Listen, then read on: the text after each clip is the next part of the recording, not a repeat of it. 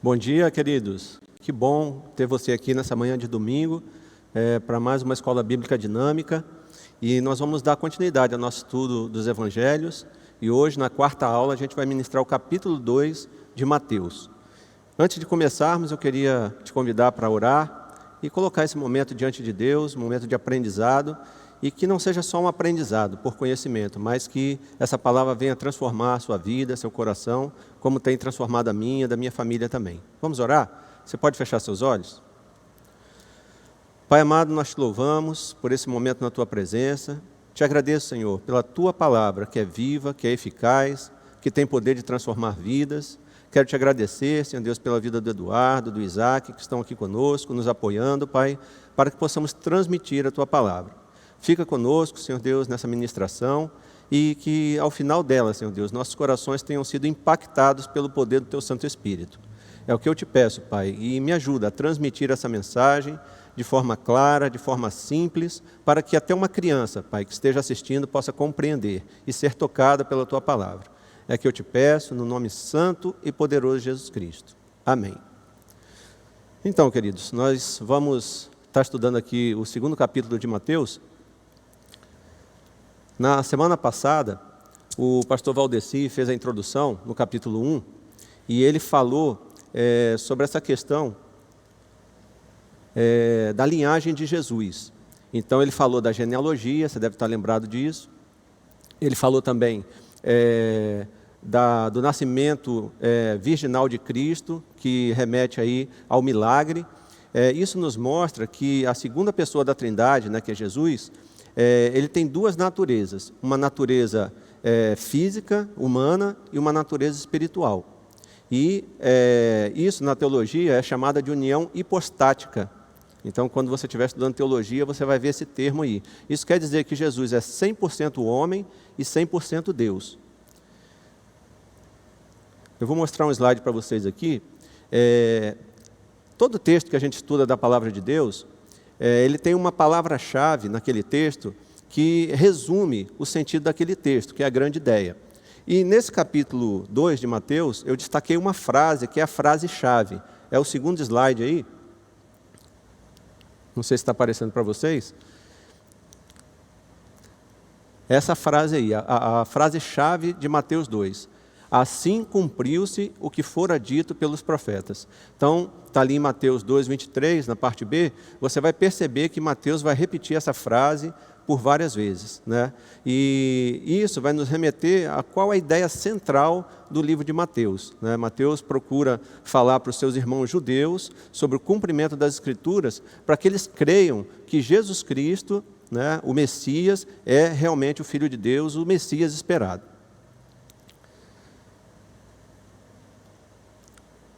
Eu vou traçar agora o pano de fundo, dando mais ou menos um contexto, né, da escrita, da data, do autor.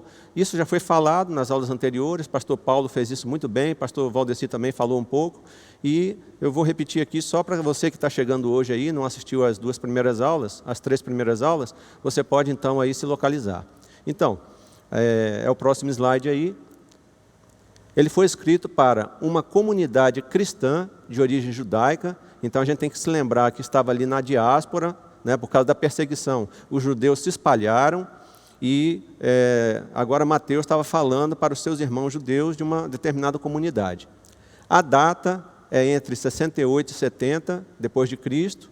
O autor, né, Papias, teólogo do início do segundo século, ele teve contato com o apóstolo João.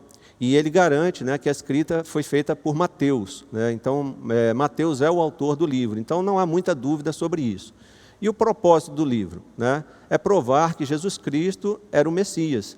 E isto é confirmado ao fazer cerca de 100 referências ao Antigo Testamento. Bom, já que o judeu cria, né, na Torá, né, nos escritos, nos profetas, ele tinha que se remeter a algo em que eles pudessem se basear. E Mateus fez isso, por isso que Mateus foi colocado antes de Marcos, para que fizesse essa interface entre o Velho Testamento e o Novo Testamento. E ali ele cita, vai ter várias citações do Antigo Testamento, para que essa comunidade judaica creia que realmente aquela revelação do Messias era verdadeira. Então aqui nós já falamos, né, da linhagem de Jesus. E eu quero dar um pano de fundo para você agora, para que você entenda, né, sobre o contexto ali do nascimento de Jesus. Então, quando você estiver lendo ali o Novo Testamento, você vai se deparar com 4 Herodes, e talvez isso aí traga alguma confusão para você. Então, o primeiro Herodes é Herodes o Grande. É esse Herodes que estava governando a Judéia no nascimento de Jesus. Né? Ele governou ali de 37 a 4 a.C. Em seguida veio o seu filho, né, que é Herodes Antipas. Ele foi tetrarca da Galileia. O que é tetrarca? A região da Galileia foi dividida em 4 partes e ele governava uma dessas partes, tá certo? O outro foi Herodes Agripa I, que era neto de Herodes o Grande, e esse foi aquele que perseguiu a igreja em Jerusalém, matou Tiago, irmão de João, e também ordenou a prisão de Pedro, certo? Esse é o neto de Herodes. E o outro Herodes que aparece é Herodes Agripa II, que é filho de Agripa I. Tá? Ele foi que disse aquela frase, quando Paulo estava pregando em Cesareia, lá em Atos 26, 28, ele cita o seguinte: por pouco me persuades a fazer cristão. Então ele diz que por pouco Paulo quase o convenceu a se tornar um cristão. Que pena, né, que ele não foi convencido, né? O destino eterno dele teria sido mudado. Mas hoje, né, nós que estamos vivos, temos a oportunidade de deixarmos que o Espírito Santo de Deus nos convença do pecado, da justiça e do juízo, para que um dia nós possamos estar com Cristo. Seguindo aí, queridos, ainda dando pano de fundo, o contexto, eu queria falar desse Herodes, o Grande. E aí, no slide aí, eu coloquei entre parênteses, aí é um grifo meu, tá? Herodes o malvado, tá? Então, Herodes o grande malvado. E você vai entender por quê. Bom, esse Herodes o Grande, que governava a Judéia ali no tempo de Cristo, ele casou-se 9 vezes, né? Ele matou alguma das suas esposas, ele eliminou os macabeus. Os macabeus foi um grupo que produziu uma revolução contra os romanos e também contra os gregos, antes do nascimento de Jesus. Herodes, coube a ele, né, eliminar toda essa linhagem dos macabeus. Ele também mandou assassinar 45 aristocratas do Sinédrio. O Sinédrio era composto de 70 sacerdotes, mais o sumo sacerdote, então era 71 pessoas, e por suspeitar que eles estavam conspirando contra ele, né, o medo de ele perder o seu trono, o seu poder, ele mandou matar então 45 desses sacerdotes. Ele mandou também matar 300 oficiais da corte.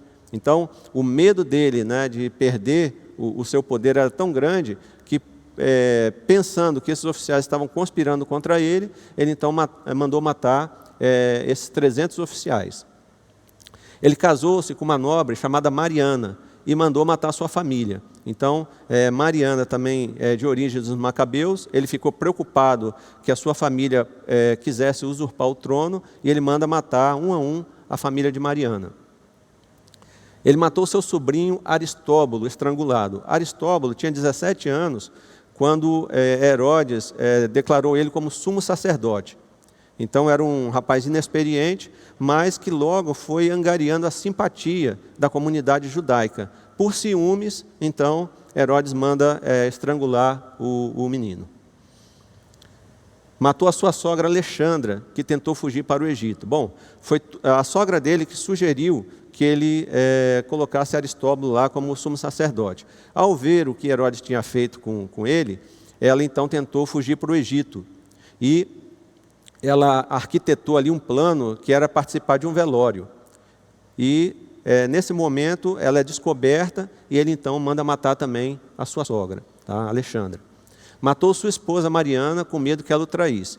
Diante de todas essas atrocidades que ele cometeu, o imperador mandou chamar ele até Roma. E com medo que a sua esposa o traísse, né, a Mariana, então antes de viajar ele mandou matá-la. Para você ver a figura aí como é bem malvada, né? Matou seus 2 filhos, Alexandre e também Aristóbulo, né? É o mesmo nome do sobrinho. Estrangulados. Para amenizar o que ele tinha feito com Mariana, ele resolveu mandar os seus 2 filhos para Roma para estudar. E aí, a sua irmã, que era da mesma estirpe dele, malvada como ele, ela fomentou no coração dele que esses 2 filhos iriam usurpar o trono. E aí o que ele fez? Matou também os 2 filhos, né, estrangulados. Como o povo se alegraria com sua morte, prendeu nobres e influentes judeus com acusações falsas e ordenou que, quando ele morresse, esses nobres fossem mortos para que alguém chorasse no momento de sua morte. Já pensou isso? Então, ele sabendo que o povo o odiava e que quando ele morresse, ninguém ia chorar a sua morte, ele mandou que pegassem pessoas da nobreza, prendessem, da comunidade judaica, e quando ele morresse, matasse também esses nobres, para que pelo menos houvesse choro em Jerusalém durante a sua morte, né? Para vocês verem a loucura desse homem. E por fim, ele mandou matar o seu filho primogênito, que é o Antípater, para não tomar o seu trono. Ele tinha mandado fazer uma estância em Jericó, né? E lá ele passava ali um tempo descansando. E ele já estava no final da sua vida, estava doente, então imaginando que o filho dele fosse usurpar o seu trono, ele mandou matar o seu filho. A gente vai ver mais na frente como foi a morte dele, né? Uma morte triste. Então, esse é o pano de fundo, é o contexto daquele que governava a Judéia ali quando Jesus nasceu. No próximo slide aí, Mateus vai começar a falar então que diante do nascimento de Jesus houve várias reações. E o fato é, queridos, que ninguém fica indiferente diante do rei, diante de Jesus. E gostaria que vocês imaginassem o seguinte: nós tivemos vários líderes cruéis aí, como Hitler, César o Grande fez várias nações se prostrarem diante dele, tivemos os carrascos nazistas, tivemos aí os carrascos do Egito, que maltrataram o povo de Israel, mas você não vê ninguém hoje fazendo nenhuma manifestação de ódio em relação a essas pessoas. Mas hoje você vê manifestações de ódio em relação à pessoa de Jesus. Você vê movimentos aqui no Brasil mesmo, pegando os símbolos sagrados e fazendo atrocidades aí, demonstrando esse ódio por Jesus e por seu povo. E aí vocês perguntam, mas por que isso? Porque Jesus está vivo, querido. Esses outros personagens da história morreram e foram esquecidos. Mas Jesus, por estar vivo, por ter ressuscitado, ele continua sendo amado, ele continua sendo odiado e ele continua produzindo indiferença em algumas pessoas. E é sobre essas reações que Mateus começa a tratar com seus compatriotas. Ele fala, olha, é impossível ficar indiferente diante de Jesus. E nós vamos ver aqui 3 tipos de pessoas que se posicionaram numa determinada reação diante de Jesus, e vamos ver também o resultado dessas reações, que se aplicam ao contexto de Mateus e também se aplicam a nós hoje. No próximo slide aí, nós vamos ver a primeira reação, que é a reação de hostilidade, rejeição, hostilidade. O texto, queridos, se você estiver aí na sua casa, você pode acessar aí o seu dispositivo ou abrir a sua Bíblia, lá em Mateus capítulo 2, versículos 3 e 4. Ele diz o seguinte: quando o rei Herodes ouviu isso, ficou perturbado e com ele toda a Jerusalém. Tendo reunido todos os chefes dos sacerdotes do povo e os mestres da lei, perguntou-lhes onde deveria nascer o Cristo. Então Herodes, um homem de coração endurecido, um homem que não cria nas profecias, não cria na palavra, ele busca todos os escribas, os sacerdotes, porque ele sabia que havia uma profecia e dizia onde exatamente o Messias ia nascer. Pelo menos para isso ele creu nas Escrituras, E ele foi buscar onde? Ele foi buscar na palavra, por meio dos sacerdotes. Então, ele descobriu exatamente o lugar onde o Messias iria nascer. E o interessante aí no texto, na primeira parte, que diz que ele ficou perturbado e toda a Jerusalém com ele. Por que vocês acham que Jerusalém, a comunidade toda, ficou perturbada? Lembra do que nós falamos anteriormente aí sobre o que Herodes fez? Então, eles sabiam o rei que eles tinham. Ele conseguiu esse título de rei pela amizade dele com Marco Antônio, com o imperador Marco Antônio. Mas ele fez muitas crueldades, muitas atrocidades. Então o povo ficava sobressaltado quando algo ruim acontecia que mudava o humor do rei. porque eles nunca sabiam o que ia acontecer, o que aquele homem louco iria fazer. Então toda Jerusalém ficou ali de sobressalto. E aí, ali, ele identificou exatamente onde o Messias ia nascer, por meio das Escrituras. Agora, qual é o resultado desse posicionamento de Herodes, de rejeição e de hostilidade? Porque ele intentava no seu coração matar Jesus, porque ele ouviu a profecia, ela dizia que o rei dos judeus ia nascer ali, e ele ia dominar, e ele, com medo de perder o seu trono, ele então começou a arquitetar um plano para matar Jesus. O resultado, queridos, de quem rejeita, de quem é hostil ao Rei da Glória, ao Senhor Jesus, é sempre morte. E aqui eu não falo só de morte física, né? Porque morte física, independente se você crê ou se você não crê, você vai morrer um dia. A não ser aqueles que na volta de Cristo estiverem aqui, né? Estiverem vivos ainda, terão um corpo glorificado, não passarão pela morte. Mas, enquanto isso não acontecer, nós morreremos naturalmente. Mas eu falo de uma morte ainda pior, que é a morte espiritual, que foi o que aconteceu com Herodes. Então, ele morreu nessa instância que eu falei para vocês, de descanso que ele construiu em Jericó, definhou com câncer de intestino, e ali ele morreu de forma horrível. Então, além do dano físico, né, que ele passou, ele ainda partiu sem ter aceitado o Messias, sem ter aceitado Cristo, e nós sabemos que isso faz com que o homem esteja eternamente separado de Deus.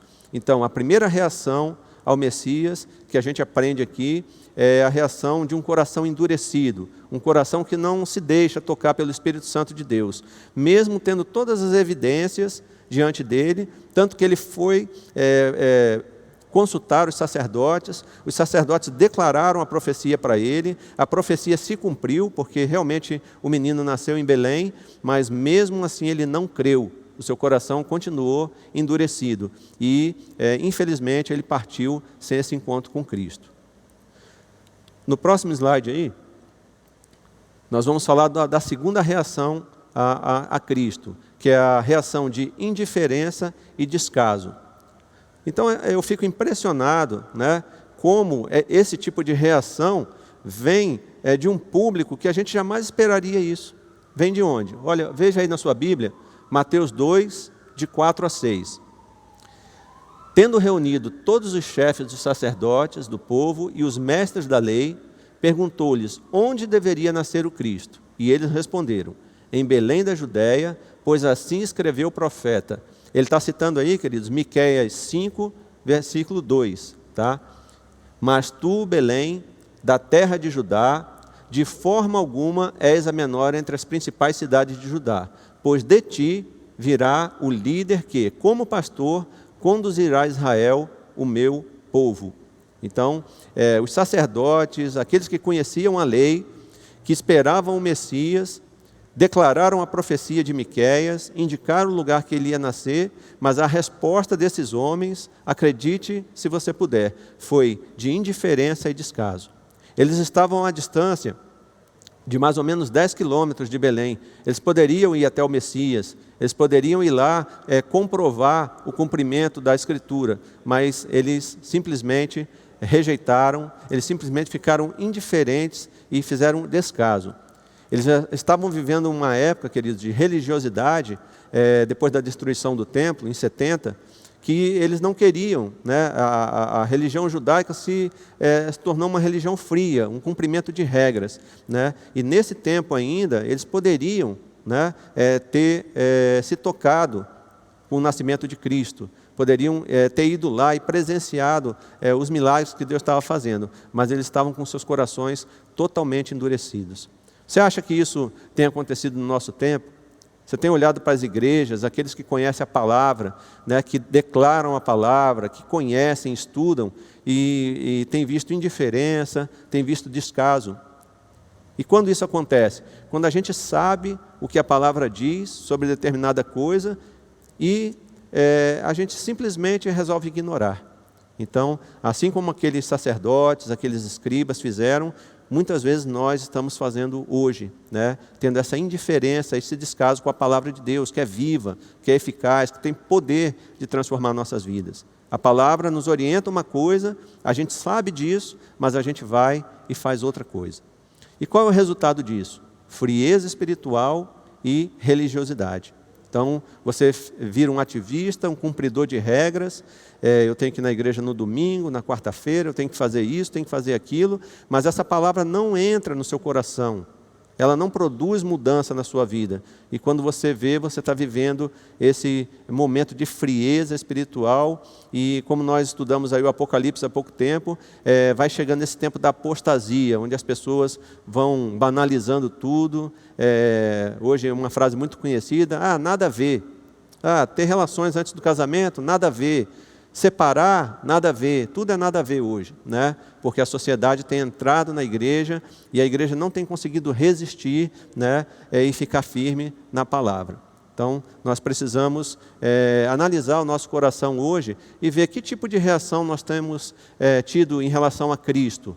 Será que nós temos tido uma reação como Herodes, né? De endurecimento de coração, de descrença, de hostilidade? Será que nós temos nos comportado como os religiosos judaicos, né, sendo indiferentes, mesmo conhecendo a Escritura, mesmo conhecendo as promessas e agindo com descaso? E vamos conhecer agora o próximo grupo. Como eu falei, de onde menos se espera, a gente vê uma fé inusitada surgindo, né? Isso aconteceu várias vezes no ministério de Jesus, e ele fala: olha, nunca vi tamanha fé em Israel. Quando ele se deparava com alguns gentios que demonstravam uma fé muito superior ao povo dele que tinha a palavra em suas mãos, né? Então, o próximo slide aí, rendição e adoração. Essa foi a reação de pessoas que a gente nunca imaginou que pudesse ter esse tipo de reação. Foi a reação que eles manifestaram diante do Messias. Olha só o que o texto diz aí, você pode acompanhar na sua Bíblia, Mateus 2, 1 e 2. Depois que Jesus nasceu em Belém da Judéia, nos dias do rei Herodes, magos vindos do Oriente chegaram a Jerusalém e perguntaram: onde está o recém-nascido rei dos judeus? Vimos a sua estrela no Oriente e viemos adorá-los. Então, eu queria esclarecer, né, sobre os magos. Eles vieram do Oriente. Esses magos, queridos, não eram feiticeiros, tá? Só depois esse termo magos tomou essa conjunção pejorativa aí de feiticeiro, enfim, dessas coisas, mas os magos eram sábios, eram cientistas. Esses homens aí eram versados em filosofia, astronomia, astrologia, e eles faziam parte da nobreza dos seus países. Provavelmente, ou eles eram persas, ou eles eram babilônios. Então, provavelmente, eles ouviram a profecia quando o povo de Israel foi levado cativo, e Daniel descreve isso, enfim. E lá eles ouviram que um dia Deus mandaria o Messias, né, que iria mudar o mundo. E eles guardaram aquela profecia nos seus corações, e agora eles recebem esse sinal de Deus que no tempo da plenitude dos tempos, né, que coincide ali com o Império Romano, o Cristo viria. E então eles vêm do Oriente para prestar adoração ao Messias. No próximo slide aí, nós vamos ver nesse texto algumas coisas interessantes. Mateus 2, do 7 ao 12, diz o seguinte: então Herodes chamou os magos secretamente e informou-se com eles a respeito do tempo exato que a estrela tinha aparecido. Bom, Herodes já tinha ido aos sacerdotes, já tinha buscado na palavra o local exato onde Jesus iria nascer. E ele descobriu que era em Belém. Agora ele busca os magos que vieram perguntando sobre o Messias, e agora ele quer que eles informem o local, né? O tempo exato onde eles iriam nascer, ou seja, quando que apareceu essa estrela. Porque identificando o local e o tempo, ele poderia então ir ao encontro de Jesus para eliminá-lo. Enviou-os a Belém, ele já sabia que seria em Belém, e disse: vão informar-se com exatidão sobre o menino. Logo que o encontrarem, avisem-me, para que eu também vá adorá-lo. Depois de ouvirem o rei, eles seguiram o seu caminho. E a estrela que tinha visto no Oriente foi adiante deles, até que finalmente parou sobre o lugar onde estava o menino. Só abrindo um parênteses aqui sobre a estrela, alguns comentaristas querem identificar essa estrela como um cometa, como um fenômeno natural que aconteceu e remeteu ali àquela situação. Mas vejam, né, se você estudar o texto, você vai ver que essa estrela tinha um comportamento. Né? Ela apareceu para eles no Oriente, guiou eles até Jerusalém, mas depois ela foi até Belém e parou sobre o lugar onde Jesus estava. Então, um cometa, um fenômeno natural não teria esse comportamento. Então, alguns comentaristas dizem que foi um sinal milagroso de Deus mesmo, né? Essa luz, para que guiassem esses magos até Jesus. Então, eu creio assim também, né? Eu acho que é mais coerente do que simplesmente um fenômeno natural que tenha acontecido. Ok? Quando tornaram a ver a estrela, encheram-se de júbilo. Aí presta atenção nisso aí, né? Está no slide que eu botei para você aí. Ao entrarem na casa, está grafado em vermelho, viram o menino com Maria, sua mãe. Então, ao entrarem na casa, tá bom? Guardem isso aí. E prostrando-se, o adoraram. Então abriram os seus tesouros e lhe deram presentes, ouro, incenso e mirra. E tendo sido advertido em sonho para não voltarem a Herodes, Deus continua se manifestando e revelando a eles, retornaram à sua terra por outro caminho. Eu quero que vocês guardem isso também, tá? Ao entrarem na casa e a retornarem à sua terra por outro caminho. Bom, o ouro, o incenso e a mirra remete ao que em teologia a gente chama dos ofícios de Cristo, né? Ele é o rei, ele é o sacerdote e ele é o profeta, né? Ele é o sumo sacerdote. Então o ouro é o presente dado aos reis. O incenso é o que os sacerdotes usavam. Então, como sumo sacerdote, né, o incenso remete a essa situação de Jesus. O sacerdote é aquele que apresenta o homem perante Deus. Tá? Então, naquela época, os homens não iam direto a Deus, eles precisavam passar pelo sacerdote. Jesus é o sumo sacerdote. Agora, ele permite que nós cheguemos até Deus por meio dele. E a mirra, né, que era um presente destinado àquele que estava fadado a morrer, certo? Os corpos eram embalsamados e era usada a mirra. Então, ele é o profeta, né, que veio e se tornou o próprio sacrifício por nós. O profeta era aquele que anunciava a vontade de Deus ao homem. Deus falava com o profeta e o profeta transmitia a vontade de Deus ao homem. Então, esses três símbolos aí, esses três presentes dos magos remetem à pessoa de Jesus. E, por fim, eles retornaram à sua terra por outro caminho. Então, vejam, de um grupo de pessoas inusitado, gentios, Deus manifesta a eles, eles creem, eles vão lá adorar o Messias. Vocês veem que um homem de coração endurecido como Herodes não foi adorar o Messias, ele queria matá-lo. Religiosos que conheciam a palavra não foram adorá-lo, pelo contrário, eles ignoraram. E aqui, os gentios, pessoas que não tinham a revelação, creram e vieram adorar Jesus. Então, muitas vezes, queridos, a gente taxa pessoas e grupos, mas a gente nunca sabe de onde pode brotar a verdadeira fé. Então, não devemos ficar julgando pessoas, porque só Deus conhece os corações. De onde você menos espera, pode tornar ali uma grande fé, né, e Deus operar um grande milagre. Então, nós temos que ficar atentos a isso. E qual é o resultado, então, dessa reação a Jesus? Transformação de vida e mudança de caminho. Veja no final do versículo aí, no 2:12, o que ele fala. E tendo sido advertidos em sonho para não voltarem a Herodes, o que eles fizeram? Retornaram à sua terra por outro caminho. Mudança de caminho, mudança de vida.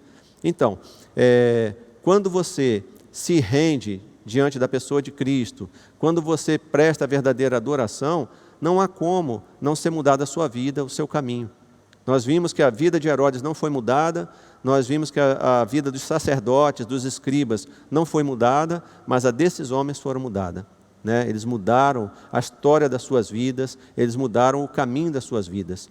Então, hoje, qual é a sua reação diante de Jesus?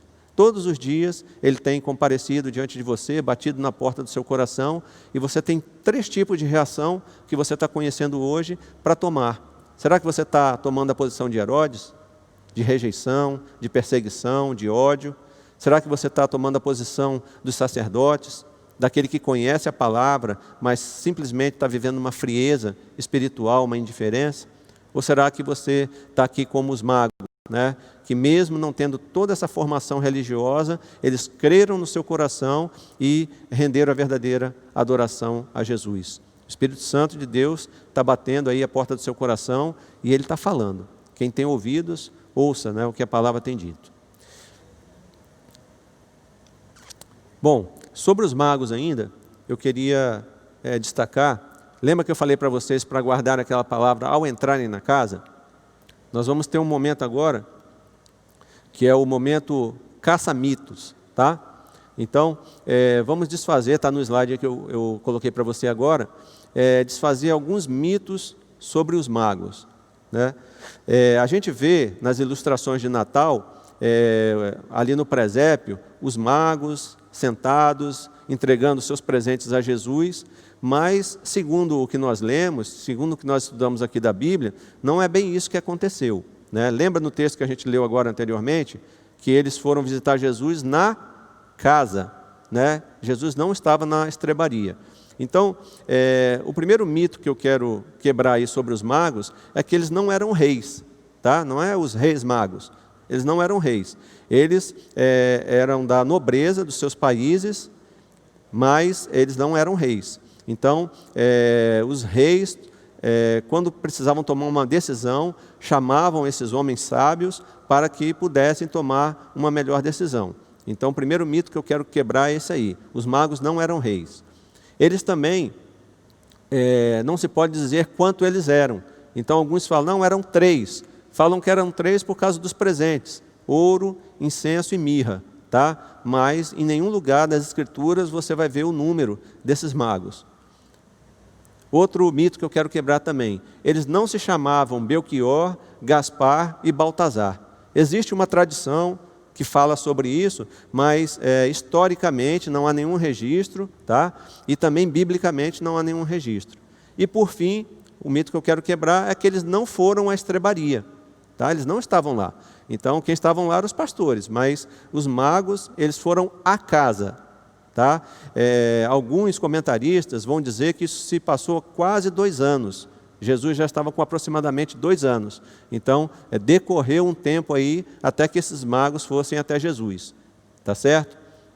Então, não há base bíblica nem histórica para essas afirmações. Eu lamento aí se eu te entristeci, se você vai olhar para o seu presépio agora com tristeza, tá? Mas essa é a verdade bíblica, tá? Então, a gente fica criando mitos sobre a palavra e tal, mas a verdade é essa, tá? Esses homens vieram, adoraram Jesus, mas foi num tempo um pouco posterior e foi numa casa já, conforme descreve o texto, ok? Vamos passar então. Falando ainda sobre rendição e adoração, eu queria que vocês se lembrassem disso, né? Esses homens que não conheciam a palavra, eles se prostraram, eles se renderam e eles adoraram. Uma verdadeira adoração. Eles creram que Jesus Cristo era o Messias. Você tem crido que Jesus Cristo é o Messias, o Filho de Deus, que foi mandado para morrer pelos seus pecados? Se você ainda não crê, hoje você tem a chance de fazer como esses magos. Mesmo não tendo todo esse respaldo bíblico, como tinham os sacerdotes, eles creram no seu coração e receberam um bom resultado sobre isso, né? E o resultado foi a transformação de vidas. No próximo slide aí, depois dos mitos, Mateus começa a dizer então sobre como essas profecias foram se revelando, né, e o respaldo para que os seus compatriotas crescem que realmente aquele menino que nasceu era o Filho de Deus. A única base que Mateus tinha para fazer isso eram as Escrituras. Nada mais que ele tentasse convencer, não era a estrela, não era a aparição dos magos, o que aconteceu com os pastores, não iria convencer aqueles homens, porque eles criam nas Escrituras. Mas nós vemos que isso também não aconteceu. Eles conheciam as Escrituras, mas quando chegou na hora, onde as coisas começaram a acontecer, eles simplesmente ficaram indiferentes. Ok? Eu não sei se está mostrando o slide para vocês. Isso. É o anterior, por favor. Deixa eu passar aqui. Isso. Então, Mateus esclarece uma coisa interessante. A gente fica perguntando, muitas vezes, por quê de algumas coisas. Mas por que Deus mandou matar mulheres e crianças? Por que Deus mandou destruir totalmente Jericó? E assim a gente vai perguntando por quê, né? E Mateus esclarece aí aquela comunidade judaica que a pergunta correta não é por quê, mas sim para quê. Então agora, a partir do versículo 13 até o 23, a gente vai entender sobre a fuga para o Egito, sobre a matança dos inocentes, as crianças que Herodes matou até 2 anos, e o retorno do Egito para Nazaré. Jesus foi para o Egito, em vez de voltar para Jerusalém ou para Belém, ele voltou para Nazaré. Por que isso? Então não é por quê a pergunta, é para quê. E a resposta está na expressão-chave que eu abri lá no início, para que se cumprisse as Escrituras. Porque as Escrituras, queridos, elas têm se cumprido e elas vão se cumprir sem que um tio seja deixado de lado. Então, esse livro, ele tem respaldo. Você vai lendo e você vai vendo o cumprimento das Escrituras tal como foi escrito. E era isso que Mateus queria dizer para aqueles homens. Essas coisas aconteceram para que as Escrituras se cumprissem. As Escrituras que vocês têm na mão, as Escrituras que vocês dizem que creem. Então não fique questionando o porquê do agir de Deus, né? Mas Deus está no controle da história. Tudo que acontece tem um propósito, não é por acaso. Ainda que momentaneamente a gente ache aquilo mal, ache injusto, mas depois nós vamos entender, porque a Escritura está se cumprindo dentro desse plano maior que Deus tem para a salvação da humanidade. Ok? Vou passar o próximo slide para vocês. Então, vamos entender, para que a fuga para o Egito? Olha esse texto aí, Mateus 2,15. Para que se cumprisse o que fora dito pelo Senhor por intermédio do profeta. O profeta que ele se refere aí é o profeta Oséias, tá? Isso aí você vai encontrar lá em Oséias 11, capítulo 11, versículo 1. Então, o que o texto de Oséias diz? Quando Israel era menino, eu o amei, e do Egito chamei o meu filho. A gente vai ver que existe uma tipologia aí entre o que aconteceu com o povo no Egito, sendo Jesus aí simbolizado por Moisés, né, um tipo de Cristo, tirando o povo do Egito. E aqui no texto, o profeta Oséias trata Israel como Jesus. Quando Israel era menino, ele está falando, quando Jesus era menino, eu o amei e do Egito chamei o meu filho. Então, o que ele está falando? O anjo mandou José ir para o Egito e ficar lá até que Herodes o Grande morresse. E depois ele chamaria o seu filho de volta do Egito, chamaria Jesus de volta. Então, por que a fuga para o Egito? Para que se cumprisse essa profecia de Oséias. Então, tudo que Deus relatou pelos profetas há 700 anos antes, 600 anos antes, 400 anos antes, agora está se cumprindo na nova aliança. E Mateus vai mostrando isso para os seus irmãos. Ok? O próximo slide, então.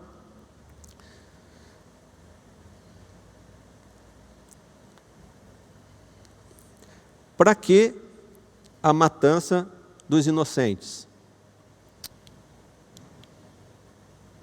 Deixa eu só localizar o slide aqui para vocês.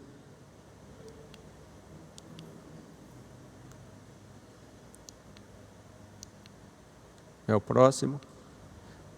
Para que a matança dos inocentes? Então, como Herodes não conseguiu que os magos retornassem com o tempo exato do nascimento do menino, com a localização dele, ele fez o quê? Ele calculou ali mais ou menos o tempo e ele falou, não, vamos matar todos que nasceram de 2 anos para baixo.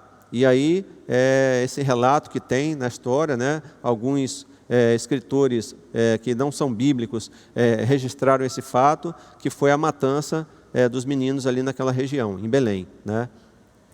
E aí se pergunta por quê? E a pergunta não deve ser por quê, mas para quê? Mais uma vez, para que se cumprisse as Escrituras. Então se cumpriu o que fora dito pelo profeta Jeremias. Aí ele estava falando de Jeremias 31:15. Ouviu-se uma voz em Ramá, choro e grande lamentação. É Raquel que chora por seus filhos e recusa ser consolada porque já não existem. Mateus 2, 17 e 18. Mateus interpreta esse clamor audível no templo de Jeremias como uma profecia do clamor que se ouviu na chacina das crianças em Belém. Aí aqui eu queria fazer um parênteses, né? Ouviu-se uma voz em Ramá. Ramá era uma cidade que distava ali de Jerusalém 16 quilômetros. E foi ali que Jacó enterrou a sua mulher Raquel. E ele colocou lá uma pedra, algo que marcasse aquele local. Quando ele fala sobre Raquel chorando para os seus filhos eram José e Benjamim, né? Por meio de Jacó e Raquel, várias tribos se formaram de Israel. Então, Raquel é considerada a mãe das tribos, né? Ela é a matriarca. Então, quando se refere a Raquel, ele está se referindo à mãe de todos esses descendentes. É claro que Raquel morreu antes de José e de Benjamim. Então, ele está só se referindo como uma tipologia de Raquel chorando, o túmulo dela presenciando o cativeiro babilônico, que Israel foi levado, a morte agora, porque Belém também ficava próximo de Jerusalém, como Ramá. Então, ela presenciando todas essas fases difíceis que Israel viveu, e ela, como a matriarca, representando todas as mães, ela chorando ali a morte dos seus filhos, assim como essas mulheres de Belém fizeram. Então, elas estão sendo representadas aqui por Raquel. É como se a gente dissesse, nossa mãe, Eva, né? Nós estamos falando da representante da humanidade, o primeiro casal, Adão, Eva, ela é a mãe de toda a humanidade. Então, não é um fato de que Raquel estava ali presente chorando, mas a profecia se remetia àquele episódio onde muitas mães estariam chorando pelos seus filhos que foram mortos ali por Herodes, tá certo? Então, a interpretação do próprio Mateus, né, o autor bíblico, né, essa exegese aí, hermenêutica que ele faz do texto do Velho Testamento, enquadrando ele como se fosse o cumprimento dessa profecia de Jeremias. Tá? O choro daquelas mães de Belém é essa declaração de Jeremias na sua profecia. Vamos aí para o próximo slide.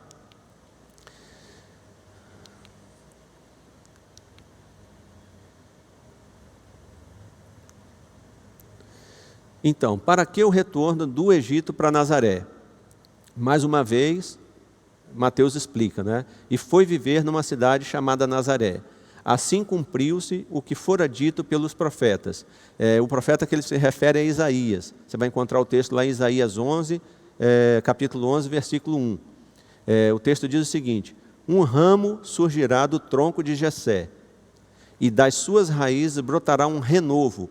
Essa palavra renovo, Nesher, lá em hebraico, equivale a nazareno, tá? Então significa renovo, broto, tá? Então está se referindo aí a Jesus. Então, por que ele teve que ir voltar do Egito para essa cidade, que era uma cidade desprezada, de Nazaré? Justamente para que aquilo que havia sido profetizado muito tempo antes, Isaías, mais ou menos 700 anos antes de Cristo, foi cumprido agora aqui, e Mateus mostra para os seus irmãos, olha aqui, gente, o que está acontecendo? O que Isaías disse aqui, o profeta Isaías, está se cumprindo agora no nosso tempo. Mas aqueles homens endureceram seus corações e não conseguiram enxergar o cumprimento da profecia. Por fim, eu pergunto para você, que reação você tem tido diante de Jesus? Então, nós vimos aí o nascimento de Jesus, um nascimento milagroso, né? Ele nasceu de uma virgem, nasceu em Belém, que significa a casa do pão. Então, o pão da vida nasceu na casa do pão. Pessoas que não criam, pessoas que não tinham a palavra nas suas mãos, gentios, vieram adorar. Isso já faz com que Mateus ali profetize e abra para os seus irmãos aí que um novo povo seria enxertado, né? Que os judeus, que eram o povo ali exclusivo de Deus, agora, né, na nova aliança, teriam enxertados ali outros povos, tribos e nações, e seria um só povo em Cristo. O rei Herodes morreu, veio o seu filho, e todas essas coisas foram acontecendo, e Mateus mostrando a eles o cumprimento da palavra de Deus. Assim como nós hoje, né, temos a palavra na mão, já totalmente revelada, de Gênesis a Apocalipse, e nós podemos acompanhar e ver as profecias, uma a uma, se cumprindo. E hoje você está diante dessa palavra, está diante de Jesus, e eu pergunto, né, qual é a sua reação diante dele? Será que é uma reação de rejeição, como foi de Herodes? Será que é de indiferença, como os religiosos da época? Ou será que é de rendição e de adoração? E você viu ali no decorrer da aula o resultado. O resultado para Herodes foi a morte. Ele teve uma morte física horrível, né? Um câncer do intestino, mas isso poderia não ter acontecido. Ele poderia ter vivido muitos anos e tido uma morte natural. Mas o que eu quero destacar é a morte espiritual. O resultado da rejeição a Jesus é a morte espiritual e o afastamento eterno de Deus. A segunda reação da indiferença é a frieza espiritual, até chegar o tempo da apostasia. Então vimos aqueles sacerdotes, aqueles escribas, homens conhecedores da palavra, conhecedores da lei, que ensinavam o povo, simplesmente estavam com seus corações frios, né? Eles não quiseram saber do Messias, não acreditaram no Messias, e até hoje nós vemos os judeus, a não ser um pequeno grupo, que são os judeus messiânicos, que já acreditam na vinda do Messias, mas a maioria ainda não crê, né? E isso vem desde aquela época. E por fim, um convite a você, né, que é se posicionar como os magos, né, diante de Jesus, com rendição e adoração, quebrantamento de coração. Dizia-se em Israel, de uma pessoa quebrantada, esse termo quebrantado era usado para o treinamento de animais. Então, os animais que durante o treinamento eles obedeciam e se submetiam ao treinador, eles eram chamados de animais quebrantados. E aqueles animais que resistiam ao treinamento e não obedeciam, eram os animais que não tinham o quebrantamento. Então, da mesma forma, nós hoje podemos ter um coração quebrantado, um coração que se rende, um coração que obedece, ou simplesmente um coração endurecido, que não aceita, que rejeita, que hostiliza. E hoje você pode tomar essa decisão. Você olha para a história e vê o resultado disso na vida daquelas pessoas, e você pode tomar uma decisão hoje de fazer algo diferente na sua vida. O ensino da palavra, queridos, o ensino da teologia, não é para a gente ter aqui um monte de mestres discutindo o sexo dos anjos e não chegando a lugar nenhum, mas é para que o seu coração seja transformado, para que você conheça Jesus tal como Ele é, o Rei dos Reis, o Filho de Deus, que morreu na cruz no seu lugar, no meu lugar, e o sangue dele derramado nos garante a vida eterna. É o sangue dele que cobre a nossa multidão de pecados, as nossas transgressões. O castigo que nos traz a paz estava sobre ele, e pelas suas pisaduras nós fomos sarados. Então hoje você tem essa oportunidade de se render a Jesus e ter um resultado diferente na sua vida. Assim como os magos mudaram de caminho, Jesus quer mudar o caminho da sua vida hoje.